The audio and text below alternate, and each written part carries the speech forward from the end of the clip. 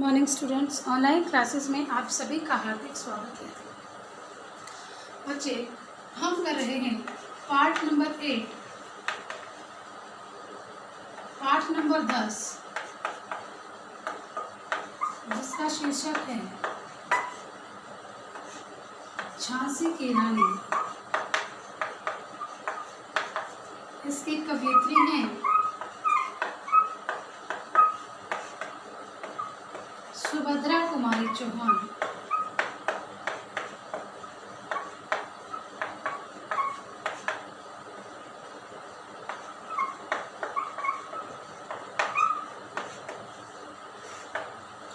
इस कविता के अंदर सुभद्रा कुमारी चौहान जी ने रानी लक्ष्मीबाई की वीरता का वर्णन करते हुए क्या लिखा है, पढ़ते हैं स्टैंजे की तरफ। तो रानी बनकर तो भी रानी मार काट कर चलती बनी सैन्य के पार। सैन्य मीन्स सेना।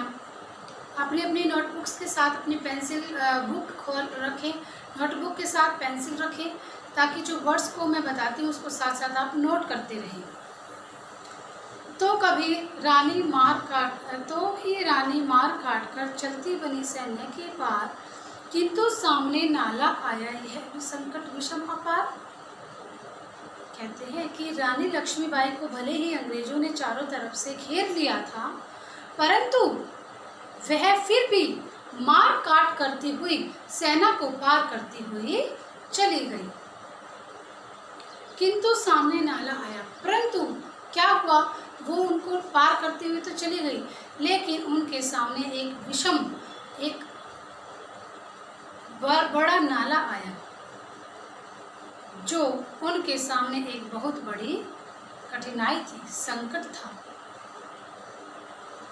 घोड़ा अड़ा, नया घोड़ा था। कहते हैं कि जो घोड़ा था ना, वो अड़ा मीन्स रुक गया। जो घोड़ा था वो नया था और वह नाले को देखकर वहीं पर रुक गया। घोड़ा अड़ा, घोड़ा रुक गया क्योंकि वो नया था। इतने में आ गई सवार, इतने में वहाँ पर अंग्रेज अधिकारी पहुँच गए। फिर कहते हैं, रानी एक शत्रु बहु तेरे, होने लगे वार पर वार। हमारी जो रानी लक्ष्मीबाई थी वह तो बेचारी एक थी, परंतु जो शत्रुओं का घेरा था, वह जो शत्रुओं की संख्या थी वह अनेक थी, और वो अनेक शत्रु मिलकर अनेक अंग्रेज मिलकर हमारी झांसी की रानी हमारी लक्ष्मीबाई पर वार करने लगे, अर्थात उसके ऊपर हमले पर हमला करते गए। तो ऊपरी पंक्तियों में यही बताया है कि हमारी जो रानी लक्ष्मीबाई है उसके अंदर वीरता इतनी कूट कर भरी हुई थी, उनके अंदर इतना साहस था कि वो चारों तरफ से अंग्रेजी सेना ने उसको घेर लिया था, परंतु यूरोस ने पीछे से आकर उसको घेरा, परंतु जो हमारी लक्ष्मीबाई है वह घबराई नहीं, अपितु वीरतापूर्वक बहुत जोश के साथ, उत्साह के साथ लड़ती हुई, उस सेना को चीरती हुई, वार पे वार करती हुई आगे बढ़ गई। परंतु क्या हुआ, कहते हैं जब जो निश्चित होता है, यानी कि जो समय को मंजूर होता है वो ज़रूर होता है। तो क्या हुआ, हमारी जो रानी लक्ष्मीबाई वार करके जब जा रही थी तो उनके सामने एक नाला आ गया, जो एक कठिन समस्या थी, क्योंकि जब रानी लक्ष्मीबाई कालपी से 100 मील की दूरी लगातार तय कर चुकी थी, तो थक कर हार कर लगातार चलने के कारण रानी लक्ष्मीबाई का जो पहला घोड़ा था वो मर गया था। ये जो घोड़ा था रानी लक्ष्मीबाई के लिए नया था, और उस घोड़े ने क्या किया, वो घोड़ा नाले को देखकर अचानक रुक जाता है। इतने में वहाँ पर अंग्रेजी अधिकारी पहुँच जाते हैं। हमारी रानी एक ही थी, लक्ष्मीबाई एक थी, परंतु उस पर वार करने वाले बहुत सारे शत्रु थे। घायल होकर गिरी सिहनी, उसे वीर गति पानी थी। और हमें ऐसा लगा कि जो हमारी रानी लक्ष्मीबाई है, कहते हैं कि घायल हुई। अब उन्होंने कहा कि अंग्रेजी जो रानी हमारी घायल होकर शेरनी की तरह नीचे जमीन पर गिर गई। क्या है, घायल होकर गिरी शेरनी, और जब उन्होंने वार पर वार किए तो हमारी जो रानी लक्ष्मीबाई थी वह शेरनी की भांति जमीन पर घायल होकर गिर गई और वह बहुत बुरी तरीके से घायल थी और ऐसा लगता था कि लग रहा था कि रानी लक्ष्मीबाई उन्हें मारी जाएगी। यानी कि वहाँ पर जो माहौल था इतना दर्दनाक था, इतना दुख भरा था कि जो रानी लक्ष्मीबाई है वो क्या हुई, उसको चारों तरफ से जब घेर कर वार पर वार किए गए तो वह बेचारी एक सिंहनी की भांति, एक शेरनी की भांति युद्ध के मैदान में घायल होकर गिर गई।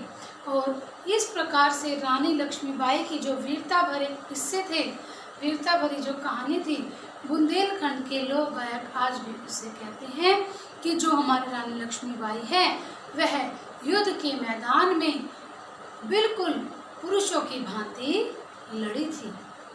अगला स्टैंजा देखिए बच्चे, कहते हैं रानी गई सिधार, सिधार होता है मर जाना, चिता यानी कि अर्थी को बोलते हैं। यहाँ पर आप लोग लिख लीजिए, वैसे इसके बहुत सारे क्वेश्चन हो चुके हैं। सिधारना लिख लो, चलो बहुत सारे इसके शब्दार्थ हो गए हैं। सिधारना, मर जाना, दिव्य,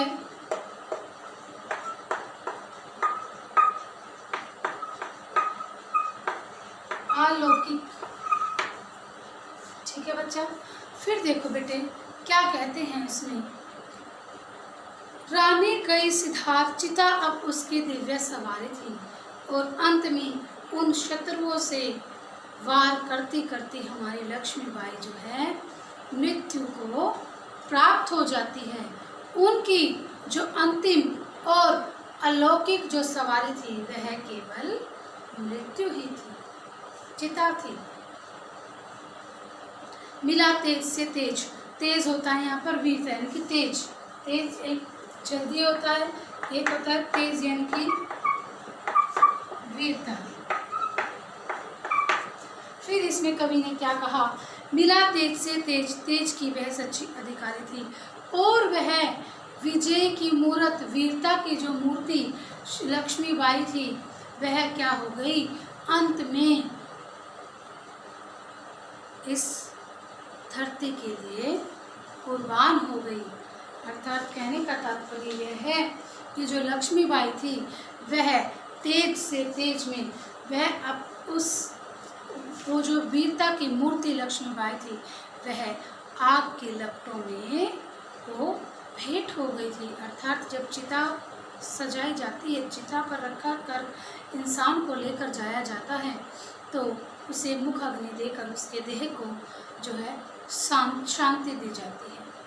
तो इस प्रकार क्या कहा है, कवियत्री कहती है कि शत्रुओं का मुकाबला करते करते वह स्वर्ग सिधार गई, हमारी रानी लक्ष्मीबाई जो है मर गई और उसकी अंतिम और अलौकिक दिव्य सवारी केवल चिता ही रह गई। फिर कहते हैं कि जो हमारी वीरता की मूर्ति लक्ष्मीबाई थी वह तेज को प्राप्त हो गई, अर्थात वह अग्नि को प्राप्त हो गई, भेंट हो गई, जिसकी वह अधिकारी थी। यानी कि हमें उसके शरीर को शांत करना था, उसकी आत्मा को शांति देनी थी। फिर कहते हैं अभी उम्र केवल 23 की थी, मनुज नहीं अवतारी थी। मनुज होता है मनुष्य, मनुज क्या होता है बच्चे, मनुष्य।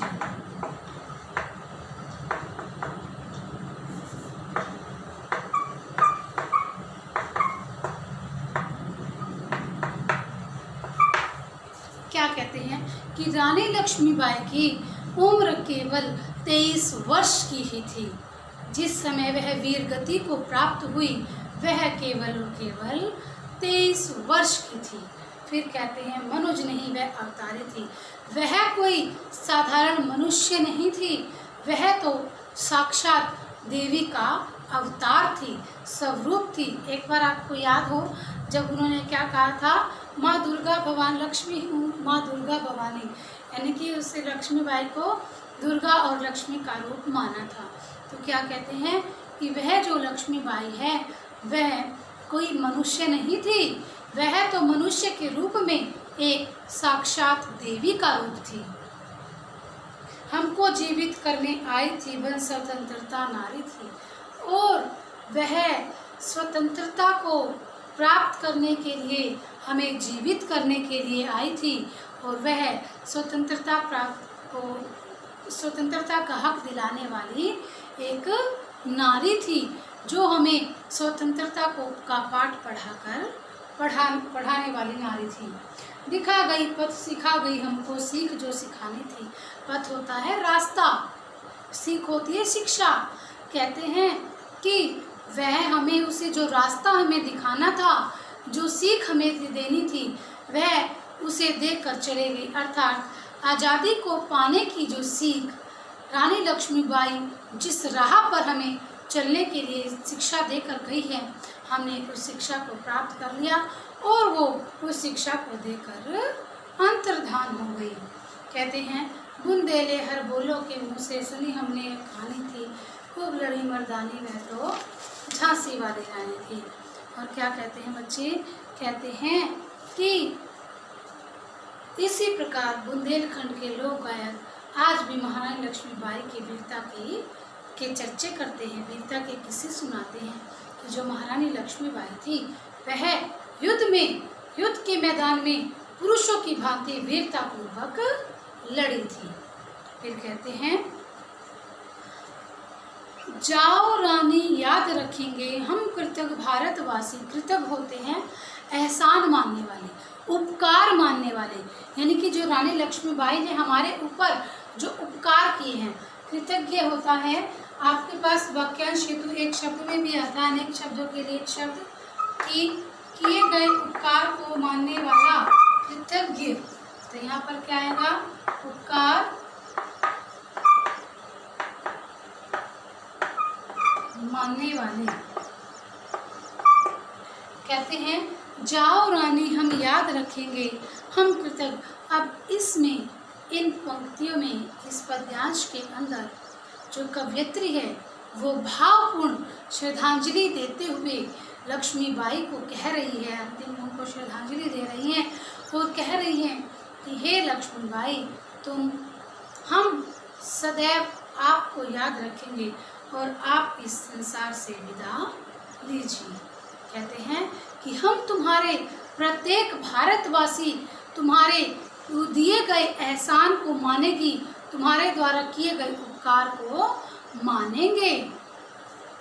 यह तेरा बलिदान जगावेगा स्वतंत्रता अविनाशी। अविनाशी मीन्स जिसका कभी भी नाश न हो। अ मीन्स नहीं, विनाश मीन्स नष्ट होना, जिसका कभी भी कोई नुकसान नाश ना हो। कहते हैं कि तुम्हारा जो बलिदान है, यानी कि जो तुम वीर गति को प्राप्त हुई हो, तुमने जो हमारे समाज के लिए, हमारे संसार के लिए, हमारे प्रत्येक भारतवासी के लिए तुमने जो बलिदान दिया है वह व्यर्थ नहीं जाएगा।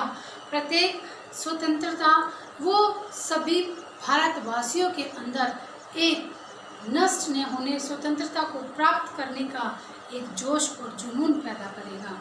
अर्थात कहते तुम्हारा बलिदान हमारे अंदर त्याग और प्रेम की भावना को जगाएगा। होवे चुप इतिहास लगे सच्चाई को चाहे फांसी। चाहे इतिहास चुप हो जाए, चाहे सच्चाई समाप्त हो जाए, परंतु क्या कहते हैं, हमारी जो जीत है वो अवश्य होगी। हम जरूर इस देश के अंदर स्वतंत्रता लाने में ज़रूर कामयाब होंगे।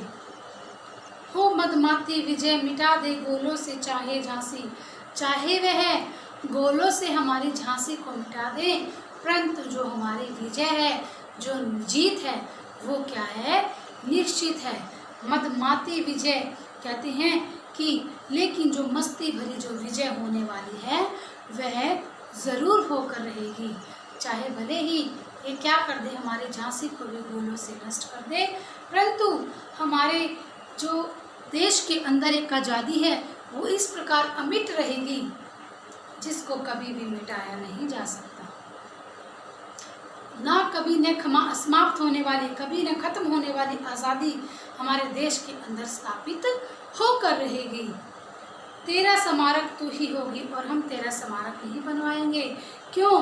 क्योंकि तुम तो स्वयं ही एक स्मारक होते, यादगार के रूप में जो चिन्ह बनवाते हैं। जैसे आपने देखा होगा कहीं पर कोई चौक होता है, कहीं पर भगत सिंह चौक है, कहीं पर पेवा चौक है, यानी कि सर छोटू राम चौक है। इस प्रकार से हम तेरा कोई प्रतीक या तेरा कोई स्तंभ नहीं लगवाएंगे। क्यों?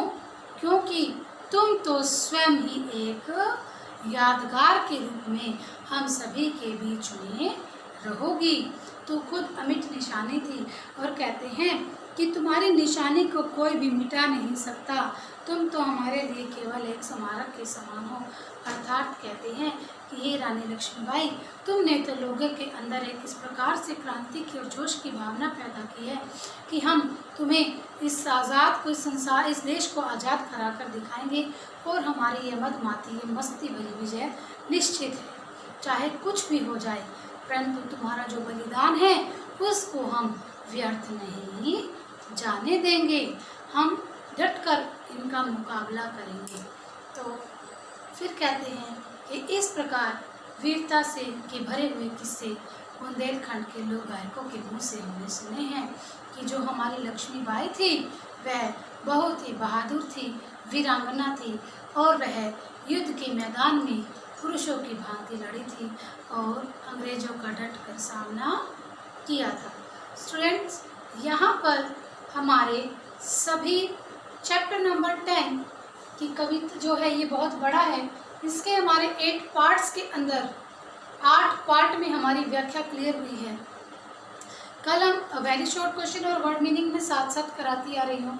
कल इस चैप्टर के टेक्सचुअल क्वेश्चंस को हम डिस्कस करेंगे, जिसके अंदर हम अपने वर्ड क्वेश्चन आंसर्स को करेंगे। तो आप सभी से रिक्वेस्ट है कि सभी बच्चे प्रश्न अभ्यास जहाँ पर लिखा हुआ है उन प्रश्नों को पढ़ें और उनके उत्तर को खोजने की चेष्टा करें, कोशिश करें।